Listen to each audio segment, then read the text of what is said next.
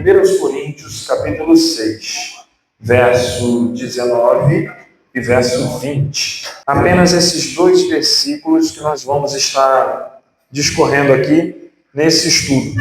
O tema desse estudo é: somos santuários do Espírito Santo.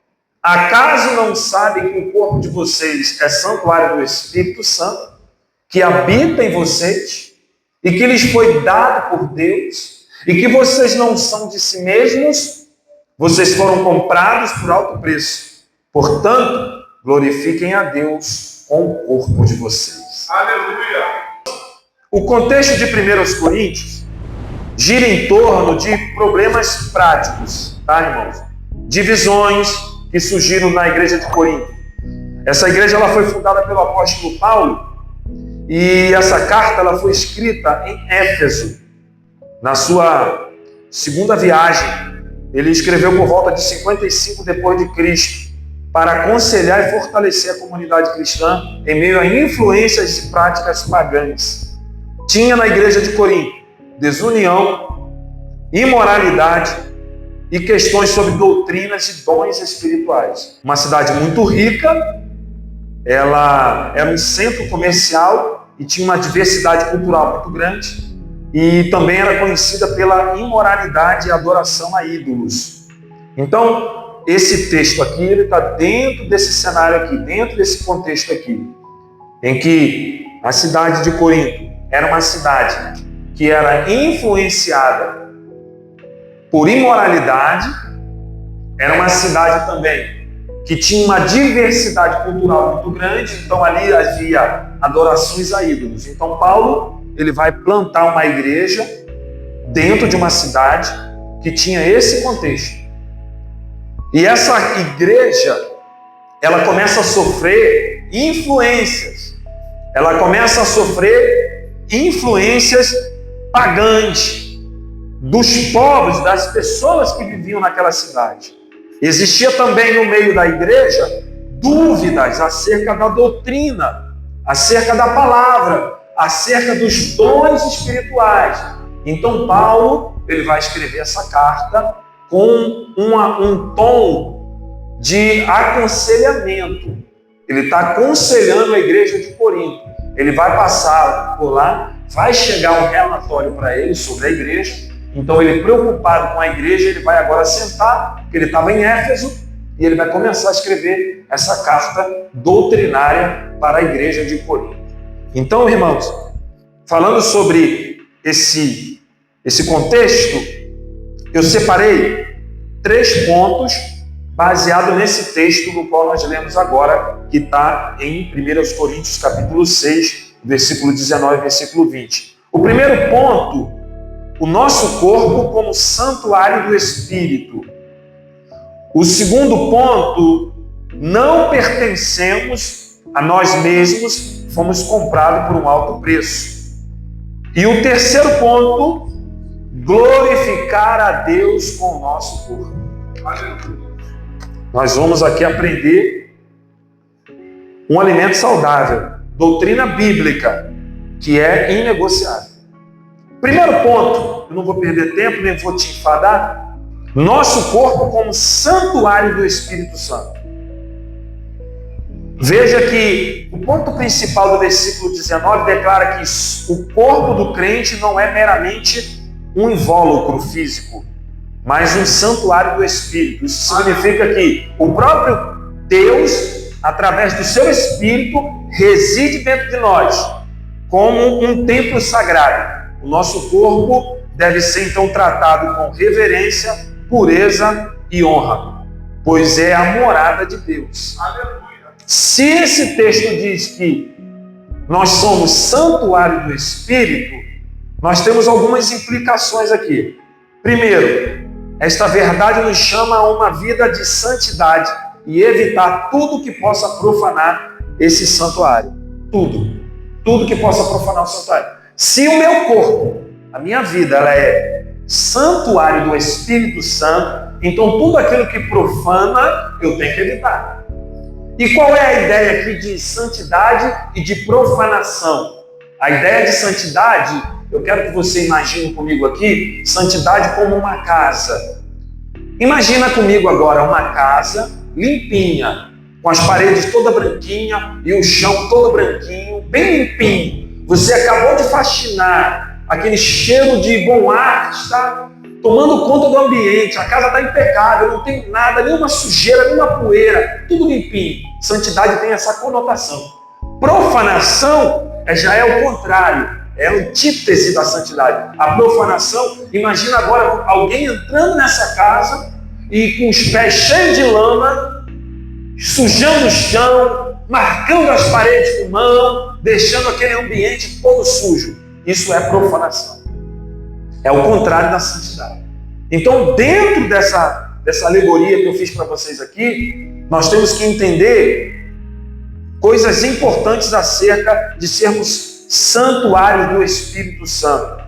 Santidade é evitar tudo que possa profanar o nosso santuário. Se Deus habita dentro de mim, se Ele reside em mim, então tudo que eu faço, tudo que eu pratico, deve ser para a glória do nome dEle. Aleluia! Eu quero que, por gentileza, coloque o texto para mim aí, de 2 aos Coríntios, capítulo 6, verso 16. 2 aos Coríntios 6,16. Olha o que está escrito na versão NVI. Porque vós sois templo de Deus vivente. Como Deus disse, neles habitarei e entre eles andarei e eu serei seu Deus e eles serão o meu povo. Esse versículo aqui, o apóstolo está fazendo uma citação de Levíticos, capítulo 26, do versículo 11 ao versículo 12, em que Deus ele falou isso para o povo. Então, analisando esse ponto sobre nós sermos santuário, é necessário, é importante que, para eu ser santuário da morada do Espírito, do próprio Deus habitar em mim, é necessário que eu tenha uma vida ilibada. É necessário que não haja máculas, não haja mancha no meu cotidiano, na minha conduta, no meu pensamento, no meu agir. É importante porque, se a Bíblia diz que Deus é santo, e Ele diz que sem santidade ninguém verá o Senhor, para Deus habitar no meio do povo, o que Deus vai falar lá em Levítico? Levítico é uma parte do contexto de Israel em que fala sobre pureza, sobre santidade, rituais de purificação. Então, irmãos, entende-se que para Deus habitar dentro de mim, a casa tem que estar limpa. Minha casa tem que estar limpa. Minha mente tem que estar pautada na palavra de Deus. Como é que eu limpo o meu interior? Meditando nas Escrituras, seguindo os princípios que a Bíblia ensina. É importante isso. Coloca para mim, por gentileza, Romanos capítulo 8, versículo 9 a 11. Olha só a importância de sermos santuário do Espírito. Olha o que está escrito. Entretanto, vocês não estão sob domínio da carne, mas do Espírito. E se de fato o Espírito de Deus habita em vocês, e se alguém não tem o Espírito de Cristo, não pertence a Cristo. Mas se Cristo está em vocês, o corpo está morto por causa do pecado, mas o Espírito está vivo por causa da justiça. E se o Espírito daquele que ressuscitou Jesus dentre os mortos habita em vocês, aquele que ressuscitou a Cristo dentre os mortos, olha só, também dará vida a seus corpos mortais por meio do seu Espírito que habita em vocês. Preste bem atenção nessa situação aqui. Se, olha só, vocês não estão sob o domínio da carne, a carne aqui é natureza humana. A natureza humana. Quando você ouvir carne na Bíblia, não se fala apenas do corpo físico. Está falando da nossa natureza, decaída, pecaminosa, corrompida. Mas do Espírito, se de fato, aí ele está colocando aqui um porém, ó, se de fato o Espírito de Deus habita em vocês. Aí ele diz assim, ó, e se alguém não tem o Espírito de Cristo, não pertence a Cristo. Se não tem o Espírito de Cristo, não pertence a Ele. Eu vou fazer uma pergunta aqui. Há possibilidade de alguém estar dentro de uma igreja, congregando, ouvindo a palavra, participando dos cultos, e não ter o Espírito de Deus? Há essa possibilidade? E então essa pessoa, ela é o quê? Eu ia dizer membro. Ela é só um membro. É necessário que essa pessoa nasça de novo. Porque é bem fato de que quem não tem o Espírito morando dentro de si, irmão, não tem. Se a Bíblia diz que, irmão, sem o Espírito de Deus é impossível a gente ver a glória do Senhor. Não tem condições. Não tem condições de eu me manter puro, de eu me manter saudável, de eu me manter santificado sem a presença do Espírito na minha vida. Então essa pessoa, ela vai ser guiada pelo quê? Pela sua natureza, pela sua carne. Irmãos, entenda, esse contexto do capítulo 6, se você parar para analisar, vai ver que está tendo contenda entre irmãos. Contenda entre irmãos. Irmãos que estavam tendo contenda com o outro e estavam levando essas causas a juízes seculares para julgar. Aí o apóstolo Paulo vai falar, poxa, mas não tem entre vocês ninguém com sabedoria para poder julgar essas causas? Vocês têm que ir lá nos iníquos, tem que ser julgado por quem não pratica a justiça. Essas coisas têm que ser resolvidas internamente, irmão, não externamente. Hoje em dia, sabe quem são os juízes iníquos? Rede social. O crente está com problema dentro da igreja, vai lá no Facebook, jogar indireta para o irmão. Bota no status lá, jogando indireta para todo mundo julgar. Aí vem os que são da carne, que são iníquos, comentar lá nos comentários falando, é verdade. Aí começa a falar mal da igreja, denigrir a igreja. Aí começa a... Irmão, não faça essas coisas. Um crente que tem o Espírito de Deus resolve as coisas, entre os santos. A Bíblia diz que tem alguma coisa contra o teu irmão, antes de você vir aqui no altar ofertar, deixa a tua oferta e vai lá se consertar com o teu irmão. E resolve com ele. Quem tem o Espírito de Deus, irmão, não arruma contenda. Quem tem Espírito de Deus não vai na rede social ficar jogando letra, postando, expondo ninguém. Isso é muito importante a gente entender essa situação. Coloca por gentileza para a gente finalizar essa sessão. Efésios capítulo 2, verso 21 ao 22. Efésios 2, 21 a 22. Olha só. No qual todo edifício é ajustado e cresce para tornar-se um templo santo no Senhor. Nele vocês também estão sendo edificados juntos para se tornarem morada de Deus por seu Espírito. Presta bem atenção nisso aqui. O apóstolo está fazendo uma alusão a um edifício. O que acontece? Se você é santuário do Espírito, você é apenas um cômodo. Você é um cômodo. Tem gente que é um quarto, sala, cozinha e banheiro. Tem gente que é só uma sala com banheiro, kitnet, né? Mas quando você se une na igreja, forma-se um edifício edificado, aonde o Espírito que já habita dentro de você, ele tem liberdade para transitar. Ou seja, quando a igreja se une, forma-se um grande espaço, um grande edifício onde o Espírito tem liberdade. Por quê, irmãos? Porque nós somos morada do Espírito Santo. E quem é santuário do Espírito, santifica a sua carne. Porque o versículo diz que a carne está morta por causa do pecado. Se o Espírito, a partir do momento que o Espírito Santo, ele habita na pessoa, ele entra na pessoa, a carne morre. A natureza tem que morrer. Ela morre para quê? Para que se opere a justiça. Jesus morreu, pagou um preço muito alto. E aí, a minha natureza ela tem que estar morta. Porque o Espírito ele vai me dar vida. E vida, essa vida é uma vida com abundância. Você não é um morto-vivo, como muitos pensam que são. eu sou um morto-vivo ambulante na terra. Não. Se a tua natureza humana está morta, a sua natureza celestial está viva. Aleluia! E você é uma pessoa que nasceu de novo. Você não é um morto-vivo, você nasceu de novo. Não é igual Nicodemos, que pensou que não seria possível nascer de novo. Não, você nasceu de novo. Por isso que você é santuário do Espírito, você é morada do Espírito. E quem é morada do Espírito é guiado pelo Espírito.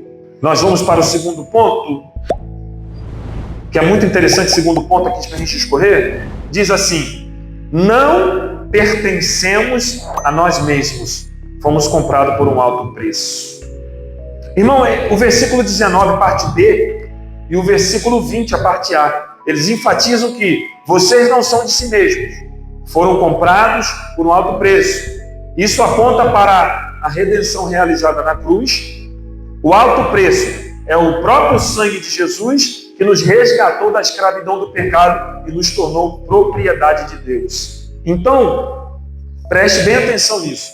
Você não pertence a você mesmo. Você não tem vontade própria. Ou você é guiado pelo Espírito, ou tu está na carne. Mas por que eu não pertenço a mim mesmo, pastor? Porque o preço que foi pago por você, você não tem condições de pagar. Não tem. É como se você fosse um produto que foi comprado e pertence a quem comprou. E quem comprou? Foi Cristo.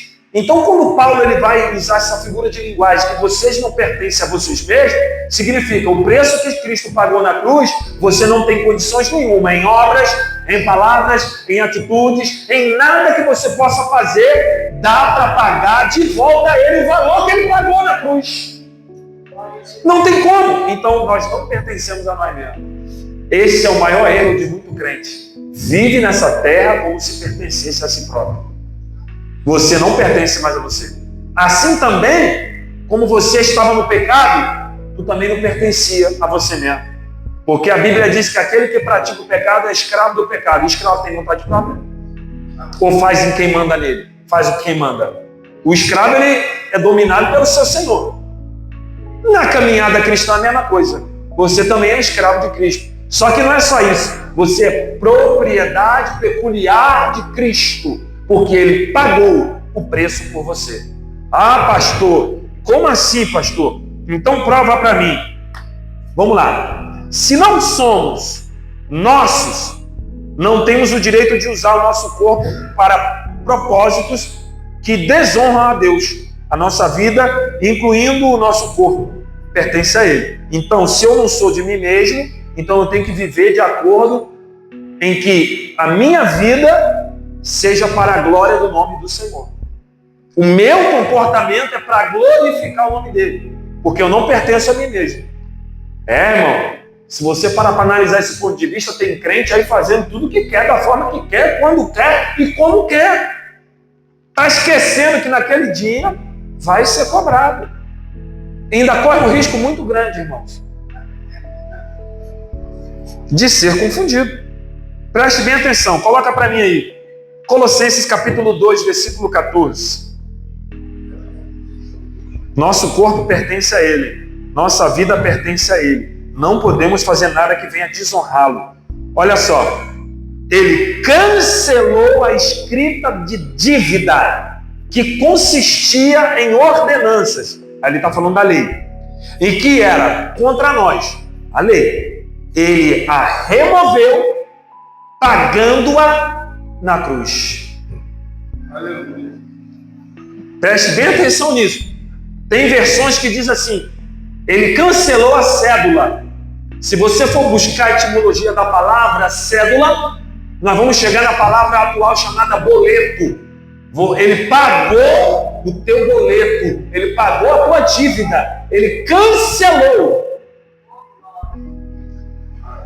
Nós estávamos endividados quando vivíamos no pecado. Irmão, cancelou a escrita de dívida. A lei, ela aponta para o nosso pecado. A lei condena, a lei mata. Mas Jesus chegou e falou: não, pode deixar, eu vou pagar. Eu tenho dinheiro para pagar, para resgatar essa vida. E como que ele resgatou? uma vida inocente por uma vida pecadora. É importante a gente entender essa questão. Irmãos, não pertencemos a nós mesmos. Coloca 1 Pedro, capítulo 1, versículo 18 e 19. Olha o que está escrito. Sabendo que não foi com coisas corruptíveis, como prata ou ouro, que fostes resgatados, mas com o precioso sangue de Cristo, como de um cordeiro imaculado e incontaminado. Olha o que ele vai fazer. Ele vai pegar aquilo que você acha que é de mais valioso na terra, que é a prata e que é o ouro, e ele vai dizer, isso tudo é corruptível, não presta, vai ficar por aí. Pessoas matam, morrem, pessoas se desgastam por essas coisas que são corruptíveis. Mas o preço que ele pagou, o sangue dele é um valor inestimável. Não existe valor monetário na terra que possa se comparar ao preço do sangue que Cristo verteu na cruz. Não tem como, irmãos. É muito complicado, é muito difícil. Então, temos que valorizar esse resgate. Temos que valorizar e entender, eu não pertenço a mim mesmo. Quando eu entendi isso aqui, eu parei de fazer besteira. Irmão, parei de pensar besteira. Parei de ter comportamentos que desonram. Eu entendi, falei, opa, não é o meu nome, não sou eu, é Ele. Eu sou dele e Ele é meu. Glória a Deus. Aleluia. Mas pastor, corre o risco de alguém viver uma vida inteira na igreja, expulsando demônio, pregando a palavra, fazendo sinais, e naquele dia ser desconhecido? Apartai-vos de mim, porque nunca vos conheci.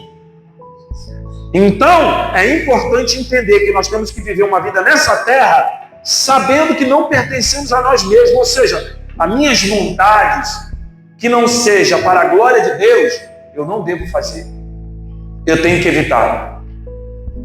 Pastor, é muito difícil, pastor. Quem disse que é fácil? Mas se você tem o Espírito de Deus na tua vida, não é difícil. Ele te ajuda, ele te fortalece, ele te dá força, ele te dá escape, te dá entendimento, te dá livramento. E ele te orienta. Como de um cordeiro imaculado e incontaminado. Incontaminado. Sem contaminação. Aqui vem, você vai ver que quando ele fala do cordeiro incontaminado, imaculado, é a figura do sacrifício por expiação de pecado. No Antigo Testamento, era necessário que o cordeiro não tivesse mancha, mácula, 8 anos de idade, perfeito. Ele chegava diante do sacerdote, o sacerdote ia analisar o cordeiro e olhar para ver se não tinha nenhuma ruga, se não tinha nenhuma mácula, e quando constatado que ele estava perfeito estado, saudável, purificado, bonitinho, o que acontecia com ele? Degolava o cordeiro, tirava o sangue numa bacia, e você imundo, ele pegava esses 3 dedos aqui, molhava no sangue e aspergia sobre a roupa que você tinha que estar. Eram roupas brancas. Aí aquele sangue manchava aquelas vestes e simbolizava então a purificação, um sangue inocente por um sangue pecador. Irmão, é muito importante a gente entender essas situações. Coloca para mim, por gentileza, Gálatas capítulo 3, versículo 13. Olha só. Cristo nos resgatou da maldição da lei, fazendo-se maldição por nós. Qual é a maldição da lei? Qual é a maldição da lei? Aquela alma que pecar, morrerá. Está ali. A lei é dente por dente, olho por olho, dente por dente. Então agora Cristo vai pegar a sentença da lei, que era muito difícil para qualquer pessoa cumprir, e Ele mesmo vai pagar, Ele vai suportar a maldição, Ele vai se fazer maldito em nosso lugar. Irmãos, pensando nisso, não tem como não viver de uma forma mais abundante, mais bela, mais suave, mais tranquila na presença de Deus. Aleluia. Evitando as profanações, evitando as contaminações, evitando, meus irmãos, o pecado. Porque hoje em dia as igrejas estão se descaracterizando. Tem igreja que está começando a se moldar ao padrão desse mundo. Eles estão se descaracterizando de igreja para agradar, para trazer público. Mas, irmão, eles estão se amoldando a esse século. Mas a Bíblia diz que nós não devemos nos conformar com esse século, mas nos transformar pela renovação do nosso entendimento.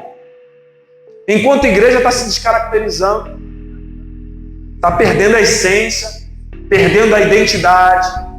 É importante a gente entender essas situações. Para a gente finalizar essa sessão, Tito capítulo 2, versículo 14. Por gentileza, olha o que está escrito. Irmão, a palavra de Deus, ela contém o espírito da verdade. Quem não tem o hábito de meditar nas escrituras, sente sono. É porque a tua carne está lutando contra o espírito. É por isso que é difícil ler a Bíblia. Quem tem prática de leitura é um exercício físico, tá, irmão? Ler é um exercício físico. Quem tem costume de ler consegue passar por cima da carne. Mas quem não tem, só vive do que os outros falam, só vive do que ouve, esse tem dificuldade de amadurecer espiritualmente. Porque não consome as sagradas escrituras. Só vive do que fala e ainda replica. Esse que é o problema. Porque tem muita gente aí falando muita besteira, né, irmãos? Muitos mestres aí de acordo com o gosto de cada um. Então, as escrituras ela vai sempre nos confrontar. Olha o que está escrito. O qual a si mesmo se deu por nós, para nos remir de toda a iniquidade e purificar para si um povo seu, especial, zeloso de boas obras. Aleluia! Preste bem atenção, nós não somos de nós mesmos. Crente não pode ser igual ao mundo. Crente não pode ter o mesmo comportamento do mundo, irmão. Os crentes não sei, irmão. Hoje em dia as pessoas estão falando igual, estão se comportando igual, estão vivendo igual. Irmão, não estou falando de aparência, não. Não tem mais diferença. Está difícil você hoje olhar e falar, é crente ou não? Uma vez eu no metrô, eu vi uma senhora, olhei, cabelo preso, coquezinho bem arrumado, saião, toda... Eu falei, ali é uma irmã do coque. Aquela é irmã. Aí de repente, do nada, quando a gente está saindo do metrô, eu vejo a irmã meter a mão na bolsa e puxa um cigarro desse tamanho, a chupeta do capeta. Eu olhei assim, eu falei, Jesus, tem misericórdia de mim. Me enganei. As aparências enganam, irmão. Mas aí como então dá para saber? Comportamento, palavra, lida, relacionamento. Você consegue saber a diferença. É crente ou não é crente? É assim, meus irmãos, que nós conseguimos ter essa diferenciação. Você é um povo exclusivo e peculiar. Nós estamos caminhando para o final. Terceiro tópico para a gente finalizar. Diga assim comigo. Glorificar a Deus com o corpo. Ih, poucos falaram. Glorificar a Deus com o corpo. Agora o bicho vai pegar. Não faz nada. É simples. Olha o ponto principal. O versículo 20 inclui que a exortação, né? Portanto, glorifique a Deus com o corpo de vocês. Este é a proposta prática e lógica às verdades anteriores. Se nosso corpo é santuário do Espírito, fomos comprados por Cristo, então o nosso propósito é usar o nosso corpo para honrar e glorificar a Deus em tudo o que fazemos. Em tudo o que fazemos. Glorificar a Deus no nosso corpo é em tudo. Em tudo realmente. Tem umas implicações aí. Isso afeta as nossas escolhas, alimentação, vestuário, sexualidade, entretenimento, trabalho. Tudo que envolve o nosso corpo devemos perguntar. Isso glorifica a Deus? É isso que você tem que perguntar. Isso glorifica a Deus? Porque, irmãos, Saber que o nosso corpo é templo do Espírito e o nosso corpo deve glorificar a Deus, primeira coisa vai afetar as nossas escolhas. Vamos começar pela alimentação. O crente aderiu a um comentário em que o crente não bebe, não fuma, mas come pra caramba. Tá errado, meu irmão. Você sabia que as maiores doenças desse século têm recaído mais sobre crente do que mais sobre o mundano? O mundano está aprendendo a se cuidar, enquanto o crente não cuida do próprio corpo. Você acha que você está glorificando a Deus com o teu corpo, com a tua saúde? Porque você é o que você come. Se eu viver o tempo todo só comendo besteira, eu vou adoecer. Vou desenvolver doenças. Porque já só de estar vivo, o corpo já está se deteriorando. E se eu não fizer por onde? De, cuidar da minha saúde, irmão, você acha que você está glorificando a Deus? Não, a pergunta que muita gente não quer falar. Porque o crente aponta o dedo para o mundano dizendo que ele bebe, fuma, mas o crente cai para dentro do refrigerante exageradamente, que também dá cirrose. O crente come tanto ao ponto de ser glutão, e glutonaria é pecado. Mas é verdade. Mas é verdade, irmão. É verdade. Infelizmente, tem que ser dito essas verdades. Vestuário. Agora vamos tocar no assunto vestuário. Recentemente na nossa igreja, o pastor liberou o uso da calça pantalona. Aí, beleza. Agora, uma coisa é o homem liberar. Outra coisa é estar de acordo com o princípio bíblico. O que a Bíblia, qual é o princípio bíblico na questão de roupa? Ordem. Fala de novo. Ordem e decência. Ordem e decência. Aí eu pergunto para você, quando você entrar por aquelas portas ali, esse lugar aqui é qualquer lugar para você? Irmão, isso aqui é a casa de Deus. Isso aqui não é um shopping. Aqui não é shopping. Aqui não é o cinema. Não é. Pastor, o senhor está falando contra a calça? Não. Eu estou falando que dentro da casa de Deus, o teu vestuário tem que ser diferenciado. E lá fora também. Sabe por que o pastor liberou? Porque ele falou que existe uma hipocrisia muito grande. Na igreja não usa calça, mas lá fora usa. E muitos usam calça apertadinha.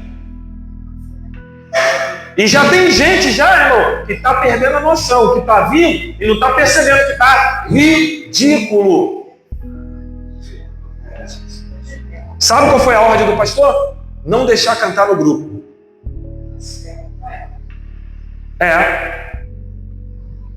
Foi a ordem que o pastor deu. Ele liberou a calça pantalona. Tem gente que está vindo e não está vindo com calça pantalona aí. E tem gente que está fazendo questão de vir de calça, só porque o homem falou que mudou. Irmão, se tu não fazia isso antes, vai mudar agora por quê? Por quê, irmão? Tu é crente modinha, que tudo que fala a pessoa já logo quer. Por quê, meu irmão?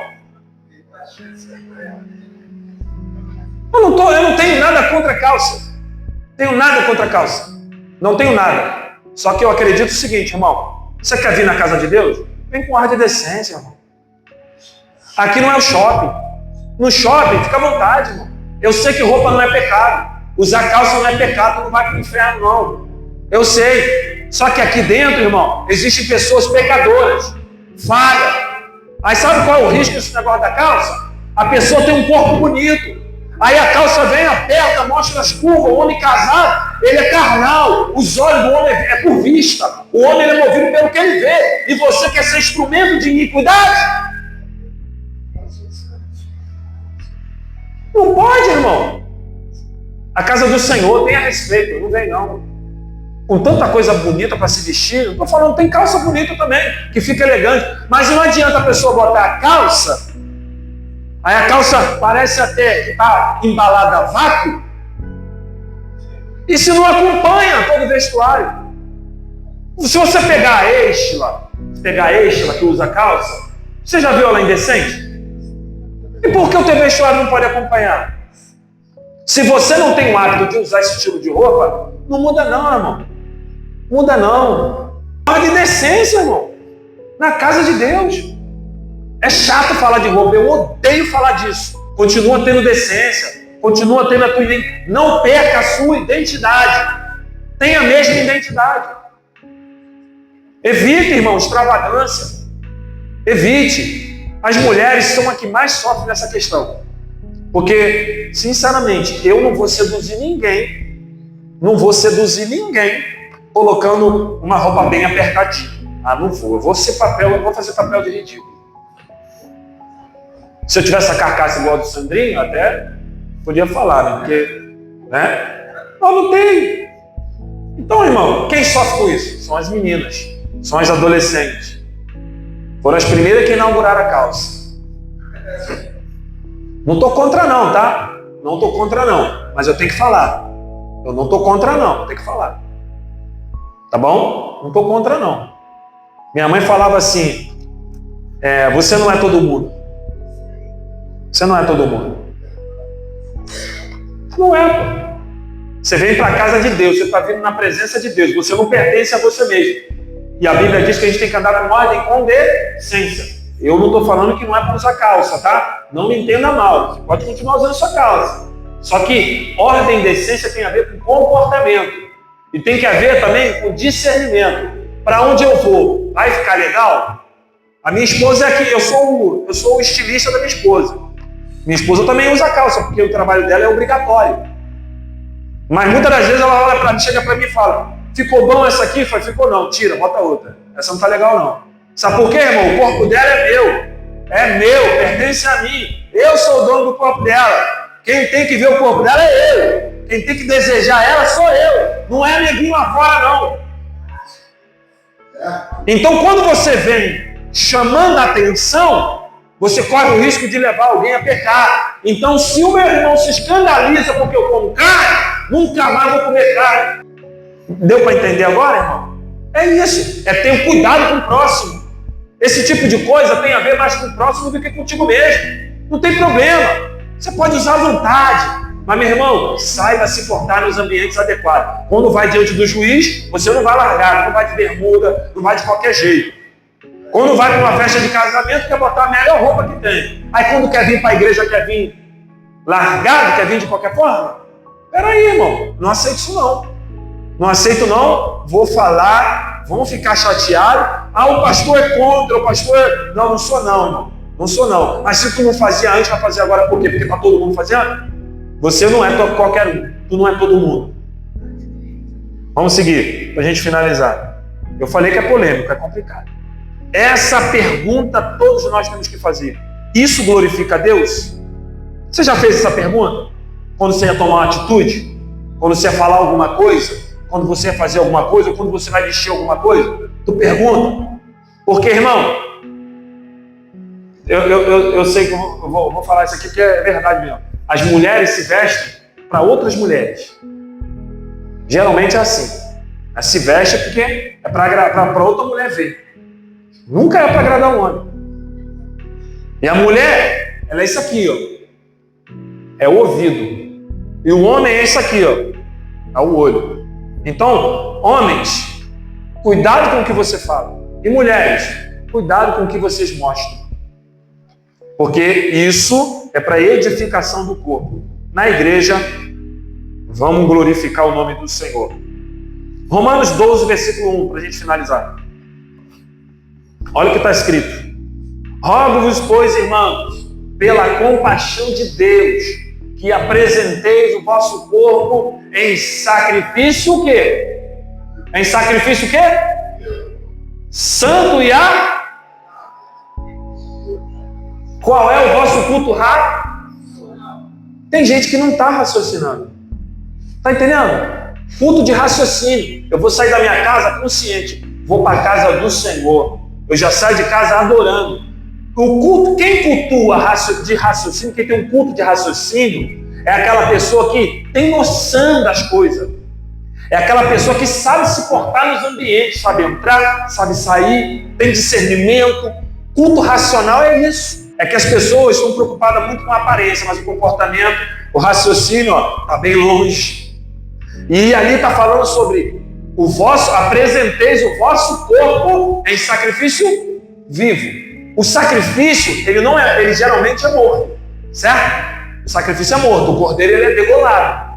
Nesse caso aí, o sacrifício sou eu. O sacrifício tem que ser vivo. Eu tenho que doer na minha natureza. A garota que era no passado lasciva, que lasciva é pecado, que gostava de andar de vestidinho curtinho, gostava de andar de decortão, mostrando seus atributos, vai doer nela, mas ela não vai mais andar assim. Ela não vai. Ela vai ter que o quê? Ser mais pudorosa, se vestir elegante, porque a beleza da mulher não está no seu corpo físico, a beleza da mulher está na sua inteligência. Tem muita gente que aí se dá mal porque vai pela aparência. Chega lá, a mulher não tem nem dois neurônios. Beleza da mulher está na sua inteligência, está no seu caráter. A beleza da mulher, a mulher não precisa dos seus atributos físicos para conquistar ninguém. O seu comportamento vai conquistar. Homem de valor gosta de mulher pudorosa.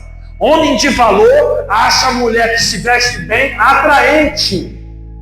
Não tem coisa mais bonita de você ver uma mulher bem vestida, com postura. Assim também o homem. Porque tem homem que só Jesus, irmão. Isso aqui é um espelho, irmão. Porque altar é feito de exemplo. Perdeu o exemplo, perdeu o altar. É fato. Perdeu o exemplo, perdeu o altar. Quem faz parte de grupo tem que ter exemplo, porque o grupo canta no altar. Então, se você faz parte de grupo, tu faz parte do altar. Então, se você faz parte do altar, não perca o exemplo. Não perca. Colossenses 3,17. Agora a gente vai finalizar. 8:30. Colossenses 3,17. E tudo quanto fizerdes por palavras ou por obras, fazei tudo em nome do Senhor Jesus, dando a Ele graças a Deus Pai. Tudo que você fizer por palavras, obras.